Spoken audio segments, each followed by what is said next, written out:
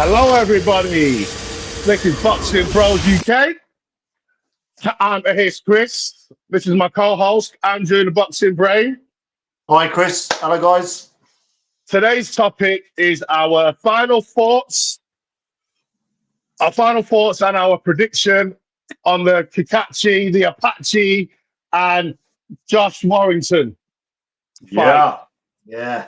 But firstly, I want to give a shout out to the IBF. They're out of all the sanctioning bodies, they're my favourite.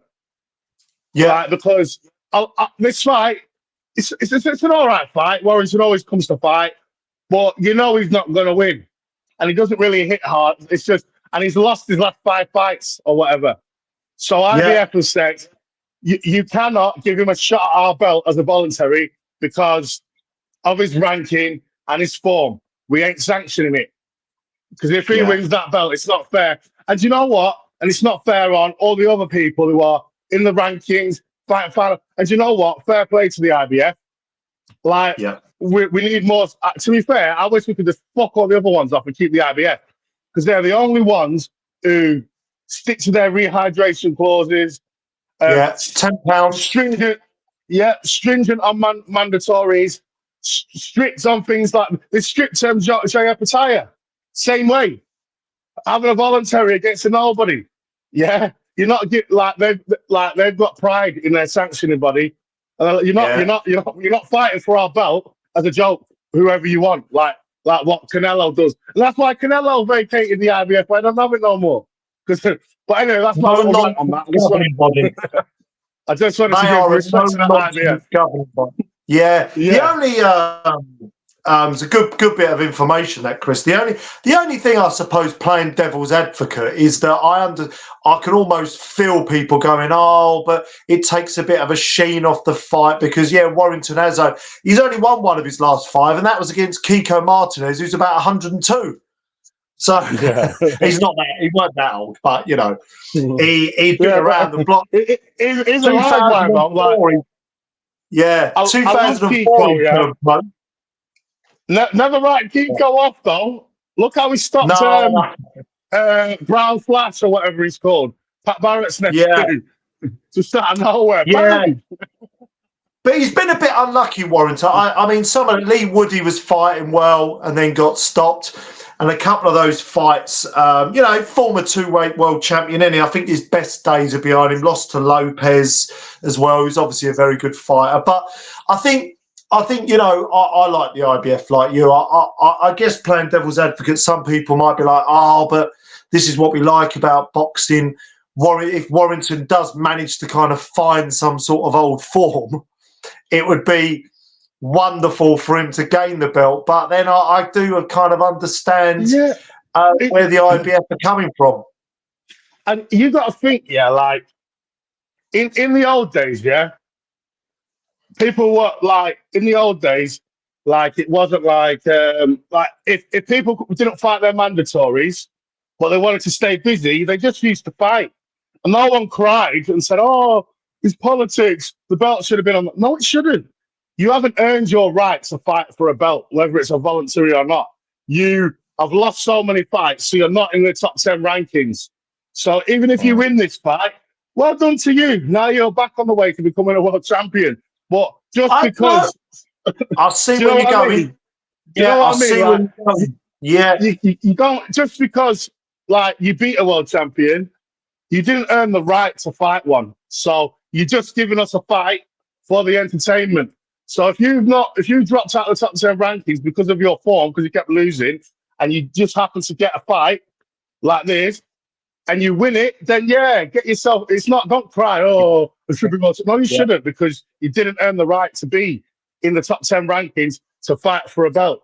It's simple as that.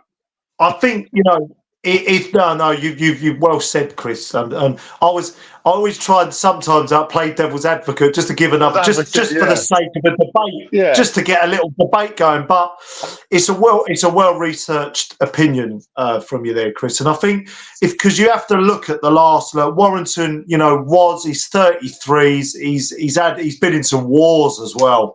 Like, he is on the decline, I think. And what I like about our channel is that we say it like it is. I like to feel that we say it as it. We're not going to go along. There's other channels that will just kind of go off reputation and the rest of it. You look on form, his last 5 fights, he shouldn't really be in a position for a world title opportunity, and particularly with a governing body for IBF. Yeah. So I completely understand where this is, and ultimately in bringing it into the fight, I think a lot of people, I get the sense in and around social media that people think that Warrington's got more of a chance than what I think I think momentum's a massive thing. Cacace had a great win against an albeit weight drained out of sorts Caldina, but it was a great win.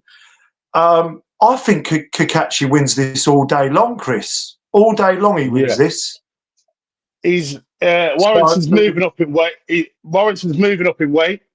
Number one. Yeah. And he's not in his prime. In his prime, he wasn't big.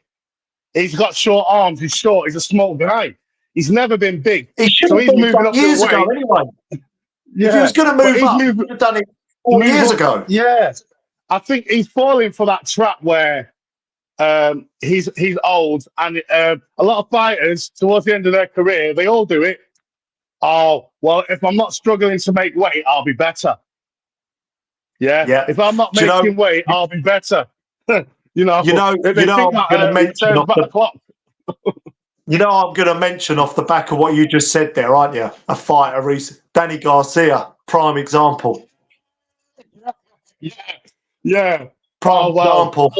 Middleweight. I'm walking around about that weight anyway. Fuck it. It's probably all right. Yeah, it's true. It is what it is.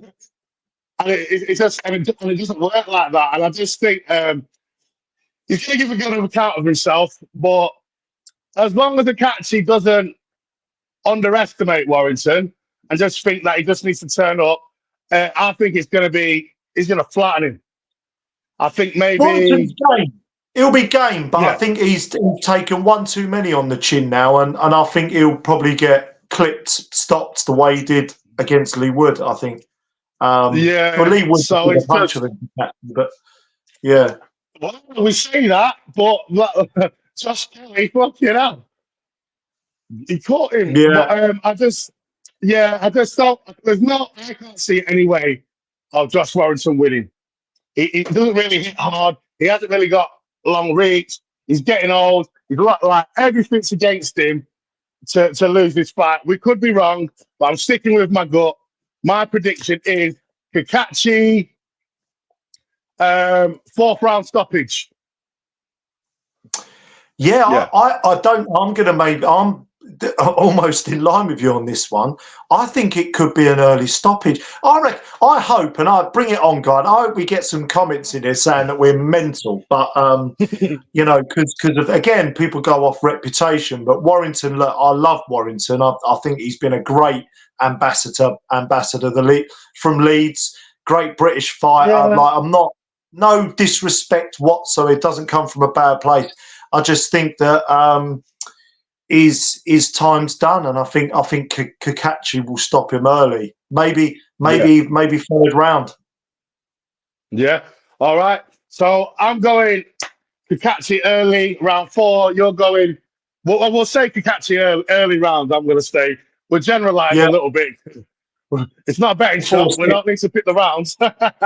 So we're both saying Cacace early rounds. Yeah. KO or TKO. And so that's it for that one, really. Boxing Bros UK.